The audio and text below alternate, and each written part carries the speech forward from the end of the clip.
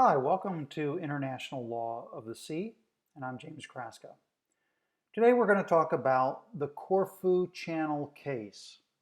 This was the first case of the International Court of Justice, and it emerged from the very inception of the Cold War. At the time, the Corfu Channel was considered to be free of mines because the Royal Navy had swept the channel in 1944 and again in 1945. But this area had become the epicenter for great power competition between the USSR on one side and the Allies on the other. Within this context, the United States and the United Kingdom had aided Albanian partisans against the Nazi Germans and even recognized their leader, Hoxha. But at the same time, after the war, they had insisted upon free elections in Albania. So Hoxha aligned with the Soviet Union that did not make any of those sort of inconvenient demands. As a result, after the war, the United States and the United Kingdom withdrew its missions from the country, and Albania became more closely associated with the Soviet bloc. Albania supported the communist insurgency next door in neighboring Greece. And within that context, the United Kingdom sent warships passing through the Corfu Channel in 1945 and 1946. The case is about these warships being severely damaged by mines in Albanian waters, and 44 Royal Navy sailors lost their lives. The International Court of Justice delivered 3 judgments.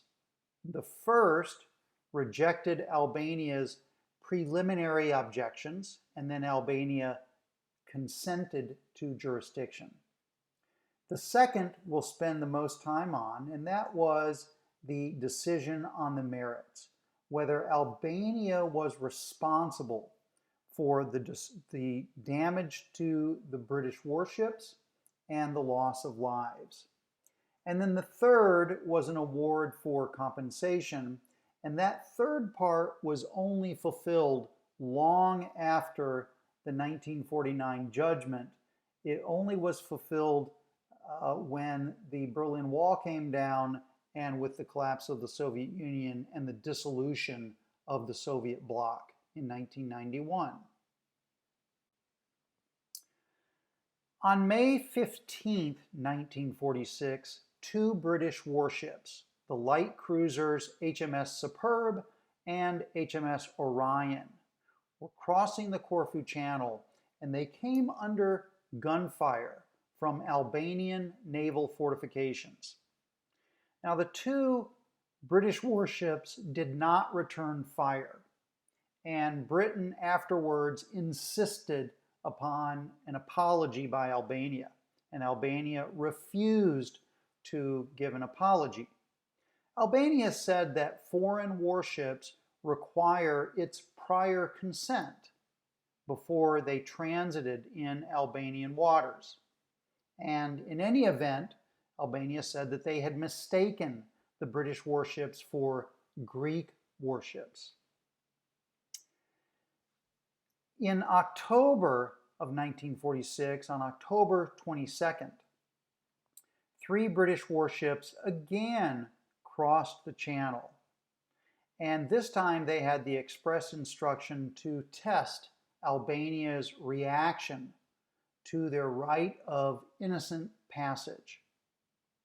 Now later, Albania was to argue that because the warships were testing the right of innocent passage, that passage therefore was not innocent. It was a political mission designed to signal a political goal or political objective to Albania. The British warships had orders to respond if they were attacked by Albania. Two of the warships struck mines in the channel and they were heavily damaged. British sailors died and many were injured.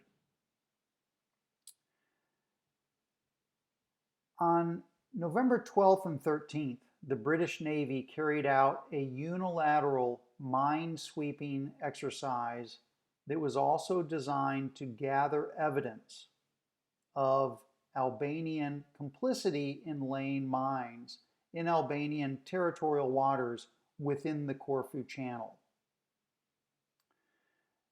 The United Kingdom had announced the operations in advance, but they were not authorized by Albania, and Albania protested them. So Albania called upon the ICJ to decide whether it was responsible and whether the United Kingdom had violated its sovereignty. And so the two states met after a compromise was agreed to take the case to the International Court of Justice. On the merits, the court held that Albania was responsible for the mine explosions of October 22.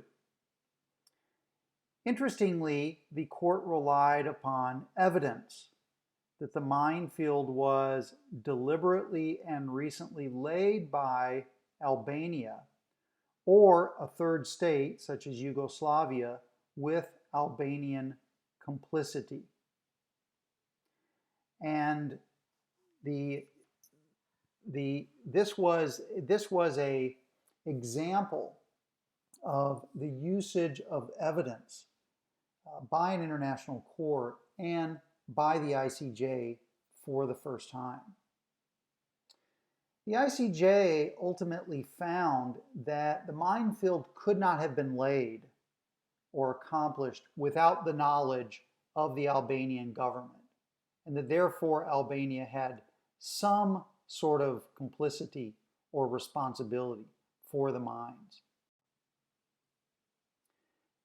Given that Albania had actual knowledge, combined with the hazard or the threat of the mines, the court ruled that Albania was under an obligation to notify users of the Corfu Channel of the minefield.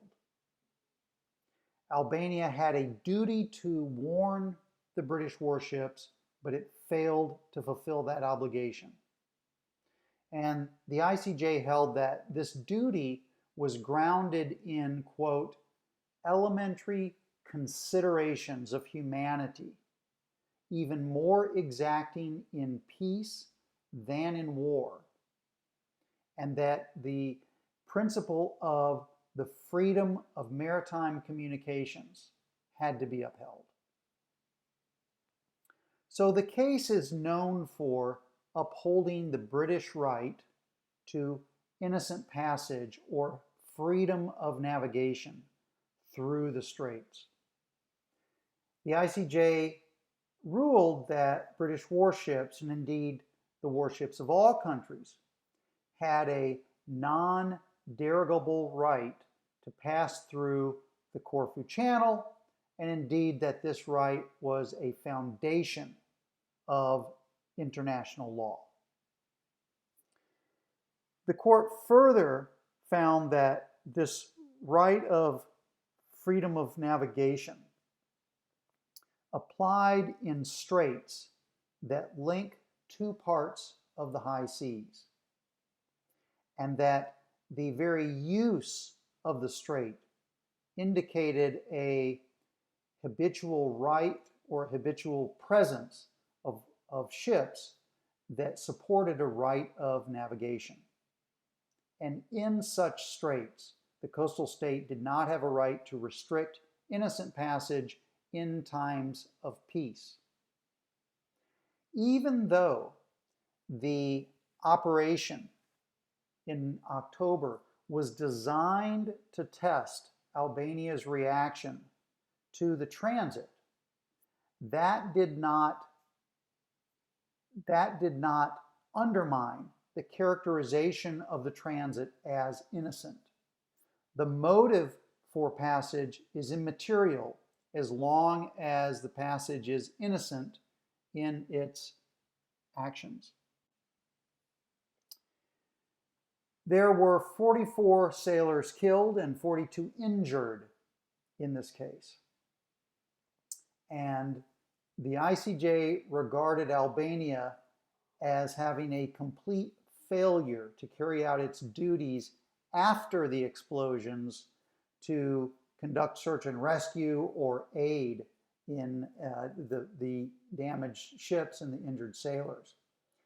And the court also hit Albania on its dilatory diplomatic initiatives after the incident, where Albania was not forthcoming in responding to diplomatic cables by the British. The Security Council was found to, in jurisdictional terms, was found to not have the ability to compel states to submit to the jurisdiction of the ICJ. A recommendation of the Security Council to refer the dispute to the ICJ was made, but the court found that there was no substitute for the voluntary and unambiguous consent of the parties. The court also ruled that while Albania was responsible for damage, and while the British warships were entitled to innocent passage through this international strait, that the British did not have authority to clear the mines, that mine clearance in the Corfu Channel within Albanian waters did not constitute innocent passage and therefore was a violation of Albanian rights. This case underscores the right of freedom of navigation, particularly through straits used for international navigation. This right was codified in Article 16, Paragraph 4 of the Convention on the Territorial Sea and Contiguous Zone of 1958, and also in Parts 2, Parts 3, and Part 4 of the 1982 United Nations Convention on the Law of the Sea. Furthermore, from the standpoint of the use of force, this case recognized that states have the right of freedom of navigation in the maritime commons, but it limited the right of self-help, the right to assert and ensure that guarantee that right through countermine operations.